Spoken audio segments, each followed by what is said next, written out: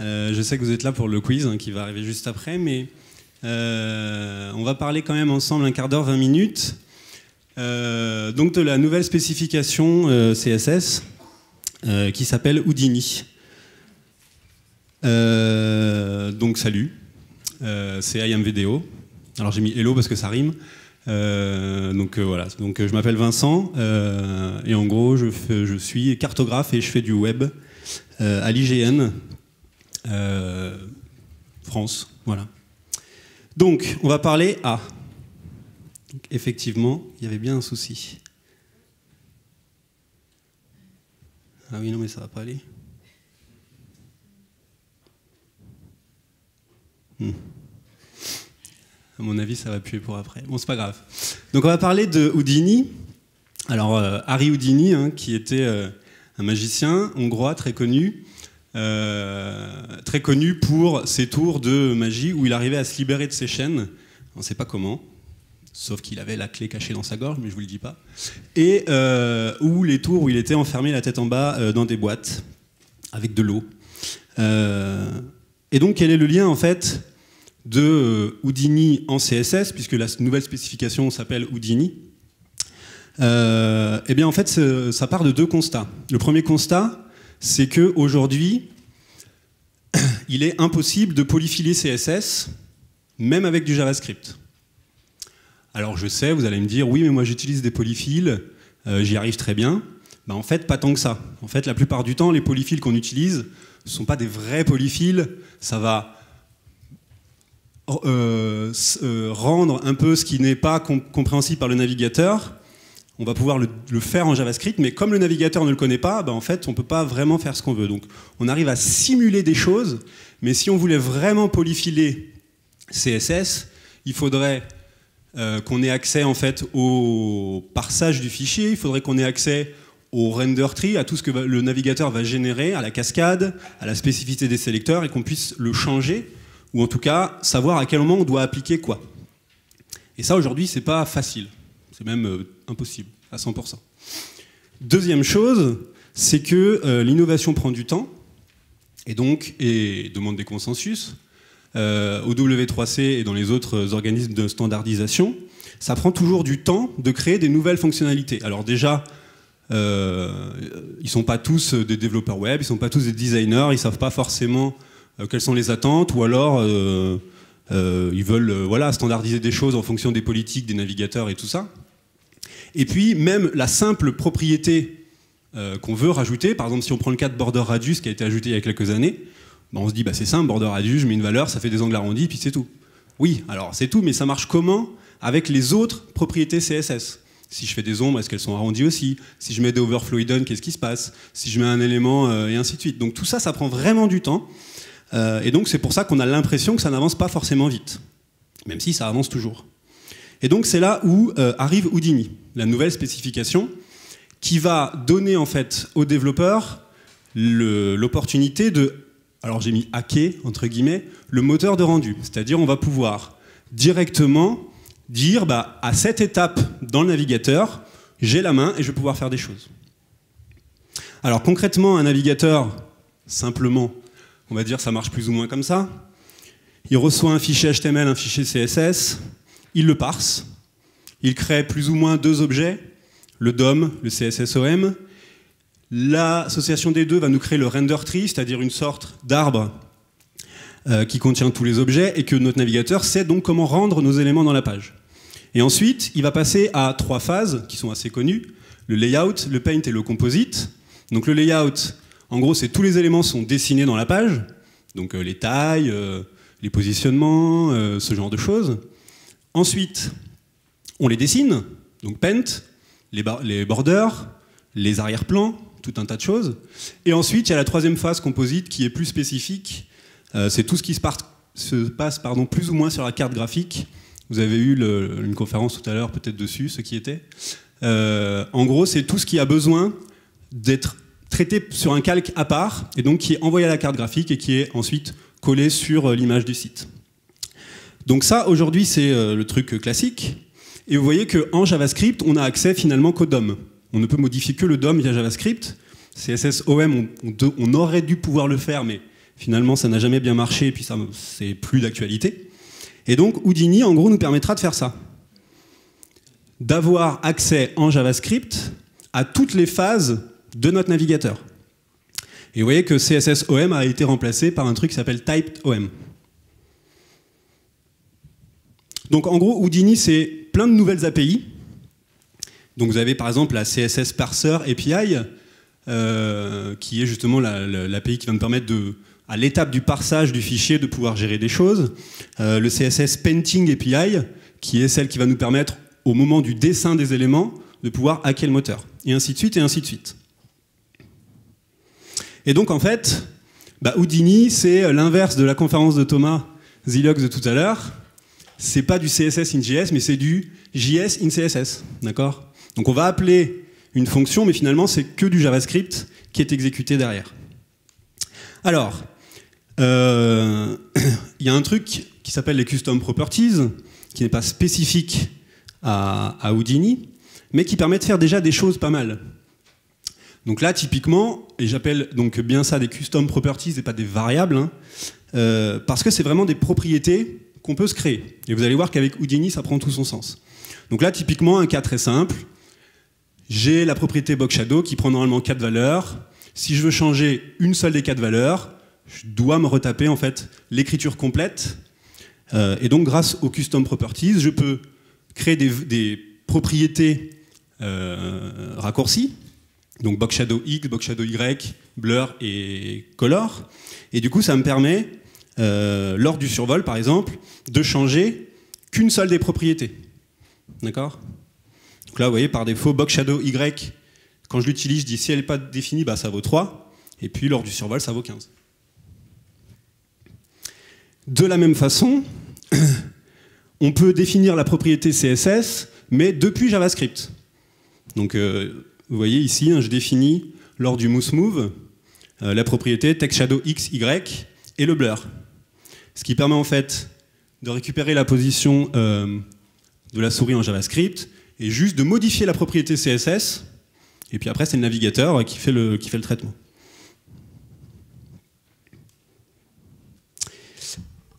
Ça, c'est pas du Houdini. Par contre, dans Houdini, il y a l'API Properties and Values qui va nous permettre de faire connaître une nouvelle propriété au navigateur avec Register Property. Donc vous voyez, c'est l'exemple qui est juste au-dessus.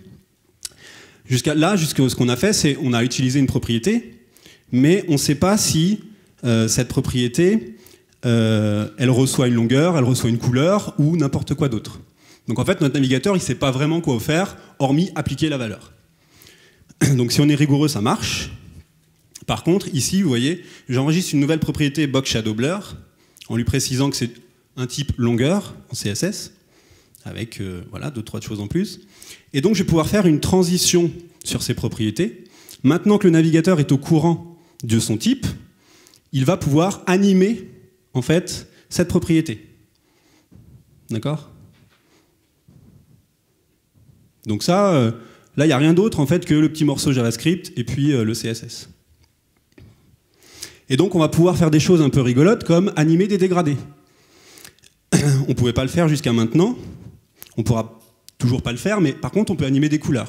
Donc vous voyez qu'ici j'ai une color stop, deep pink, j'enregistre une nouvelle propriété color stop, et puis je l'utilise dans mon dégradé et je fais une animation dessus. Donc en fait quand je survole, je peux faire des animations sur les dégradés.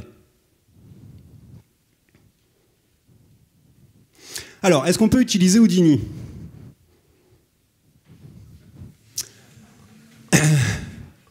Alors ça parle un peu, mais j'ai envie de dire oui, parce qu'il y a déjà du partiel. Alors, il y a déjà du partiel que pour les développeurs, mais c'est quand même bien de pouvoir déjà commencer à travailler un peu avec, et surtout, parce qu'il faut penser à amélioration progressive. De toute façon, avec Houdini, c'est du JavaScript, donc il va falloir penser à amélioration progressive. Si le JS ne se charge pas, on n'aura pas de CSS en fait.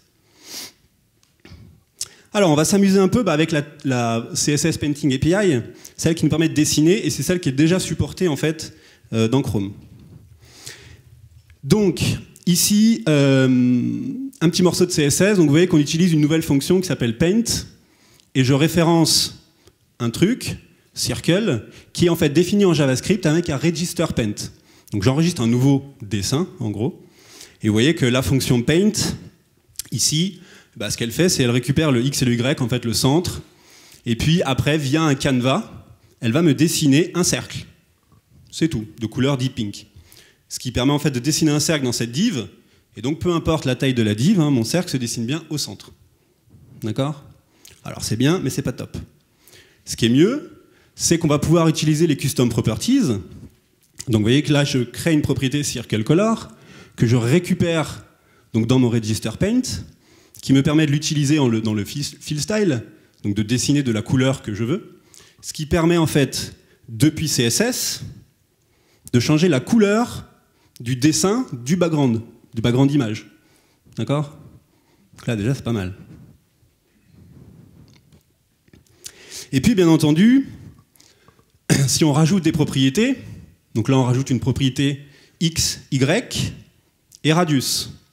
Donc au début on dit le radius il est à 0, et puis quand on va cliquer quelque part dans le carré, je vais définir la propriété x, y à l'endroit où j'ai cliqué, et puis je vais faire une transition dessus. Circle radius, circle color. Et donc je fais l'effet ripple en fait de petite vague là du material design. Tout ça c'est background image. J'ai rien d'autre, hein, j'ai pas de pseudo-éléments, j'ai pas 50 000 divs et ainsi de suite. Donc là, hein, il suffit après de changer si je veux le temps. Tac. Si on veut voir ce qui se passe, voilà. Donc on voit bien qu'il va animer en fait la taille de mon rond. Alors je me suis amusé un petit peu, je vous ai fait pas mal de petites démos. Donc il faut voir ça comme des polyfills, c'est-à-dire des choses qui seraient existantes et qu'on pourrait créer nous-mêmes. Donc par exemple le dégradé conique. Donc le conic gradient, qui existe hein, dans l'aspect CSS, en fait je peux très bien le dessiner, c'est facile à dessiner. Donc là vous voyez j'ai fait un paint conic gradient, et puis je passe mes couleurs, et si je veux un moment avoir une autre couleur, genre white, toc, je mets du white, et donc il va me dessiner ça différemment. Là c'est une création, c'est un truc que j'ai appelé corners gradient.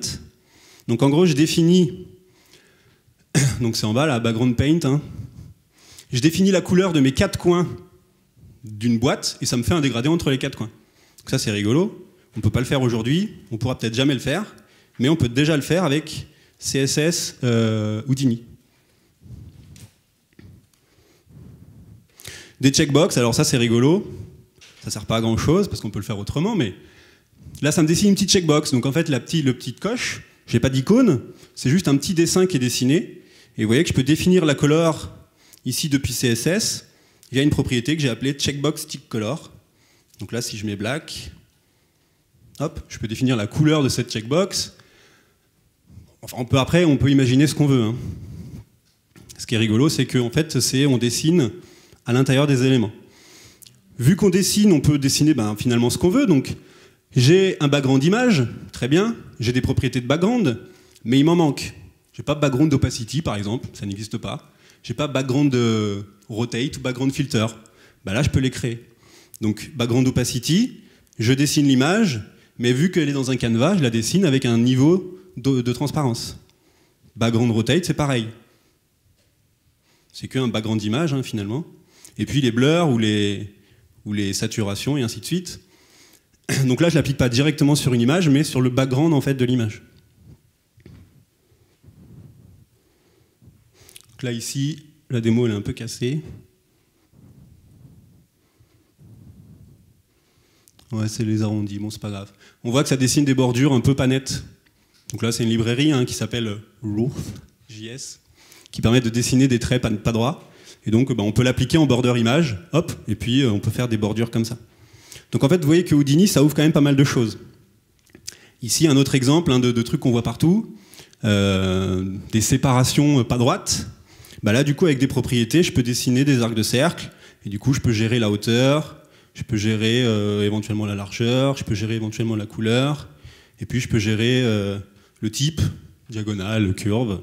C'est que des dessins, et donc mon fichier JavaScript, il teste, et en fonction de cette propriété, il fait des choses. Corner shape, donc ça c'est dans CSS4, enfin niveau 4. C'est une propriété qui permet de faire des coins arrondis inverses. Alors c'est moche, mais ça existe. Mais aucun navigateur ne le fait. Alors moi je l'ai fait en Houdini. Du coup il suffit juste de dessiner des angles dans l'autre sens, quoi. Donc ici vous avez les 4 valeurs, round, bevel, et puis notch. Et puis notch, du coup ça m'a fait penser au prochain iPhone. Donc j'ai inventé un nouveau mot-clé qui s'appelle iPhone X, qui me dessine en fait l'iPhone X directement. Le fameux smooth corner, donc c'est-à-dire le border radius pour les designers, c'est-à-dire c'est pas vraiment des border radius, c'est un peu plus smooth. En gros, c'est les icônes Apple, hein, ce ne sont pas des rectangles arrondis, mais ce sont en fait des super ellipses. Donc là, en fait, on dessine une super ellipse avec un facteur, et donc c'est presque un rectangle arrondi, mais pas tout à fait. Donc là, je peux enlever, voilà, hop. Donc là, il suffit d'avoir l'algorithme qui dessine une super ellipse, et puis ça marche très bien. Et puis, si on veut vraiment aller plus loin, du coup, on peut faire des animations, donc on peut faire des effets un peu comme ça. Inutile, c'est ça, c'est le mot. Là, il n'y a pas de 3D, c'est juste une background image, et puis dans mon canevas, je dessine un objet qui va bouger un peu comme ça. Donc ça, a priori, on fera jamais ça, hein, j'espère, mais c'était voilà, pour tester un peu et pour vous montrer. Donc ça, c'est ce qu'on peut déjà faire aujourd'hui, mais il existe plein d'autres choses qu'on pourrait faire plus tard.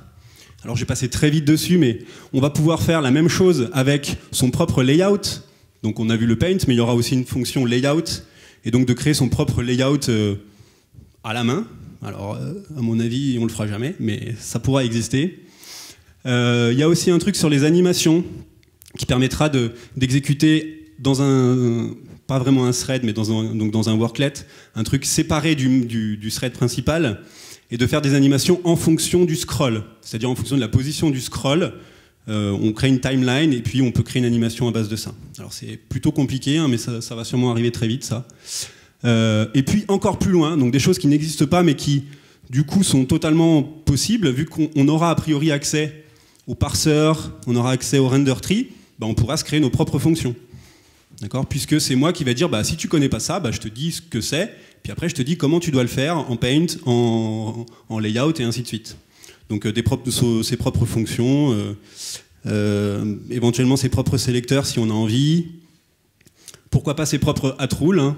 Donc les éléments de query, a priori, c'est la solution qui est envisagée, en utilisant ça, plus la nouvelle API qui s'appelle Resize Observer, qui permettra, quand un élément bouge, à une taille qui bouge, de modifier une propriété CSS, comme je vous ai montré en JavaScript, et donc, en fonction de cette propriété, de mettre à jour ou pas les styles qu'on souhaite. Donc là, finalement, il n'y a plus de limite, donc on verra bien. Donc, pour conclure, effectivement, on voit que ça augmente les possibilités de CSS, mais il ne faut pas oublier que tout est basé sur JavaScript, donc c'est un petit peu plus compliqué à mettre en place. Il faut prendre en compte que JavaScript n'est pas encore actif tant que le fichier n'est pas chargé, que je ne suis pas forcément avoir besoin de JavaScript. Non, j'ai pas dit ce que je voulais dire là. Enfin bref, je n'ai pas forcément toujours JavaScript dans mon navigateur, c'est ça que je voulais dire. Et donc il faudra des fallbacks, qui ne seront pas forcément ce qu'on a envie, mais il faudra apprendre à vivre avec. A priori, on aura un gain en performance, puisque aujourd'hui, quand on modifie le DOM, toute la chaîne doit être effectuée. D'accord ? Là, moi, quand je change que le paint, c'est que à partir du paint que c'est réeffectué. Il n'a pas besoin de recalculer tout le reste, il refait que le paint. Mais pas forcément dans tous les cas. Parce que dès qu'on va faire des animations, par exemple, on sait qu'aujourd'hui, les navigateurs, ils n'animent pas forcément très bien dès qu'on change des propriétés de layout de paint, et que c'est toujours mieux de les faire sur soit transform, soit avec opacité. Donc on verra si les moteurs de navigateurs se mettent à jour ou pas pour essayer d'améliorer tout ça. Et puis, une chose aussi, c'est qu'il y aura une existence de standards. Chacun va pouvoir faire un peu ce qu'il veut, plus ou moins bien. Hein. Moi, si vous allez voir ce que j'ai fait, c'est pas top. Et donc, du coup, si quelqu'un l'utilise tel quel, ça risque de poser des problèmes. Mais en même temps, ça va permettre d'innover un peu, et donc peut-être de standardiser. Par exemple, les smooth corners, là, peut-être que finalement, ça va être super, tout le monde va se dire, mais c'est génial, et donc le W3C va s'y intéresser, et va mettre au point une propriété qui va bien interagir avec tout le reste. Je vous ai mis quelques ressources ici. Un truc que je vous conseille vraiment, si vous voulez comprendre pourquoi on en est arrivé là, c'est The Dark Side of Polyfilling CSS de Philip Walton, qui avait fait une conférence à .css, qui explique pourquoi c'est dur de polyfiler CSS aujourd'hui, qui est vraiment très didactique, super bien expliqué. Voilà, merci beaucoup. Donc vous avez les slides en ligne pour si vous voulez. Et puis toutes les démos aussi. Voilà. Merci.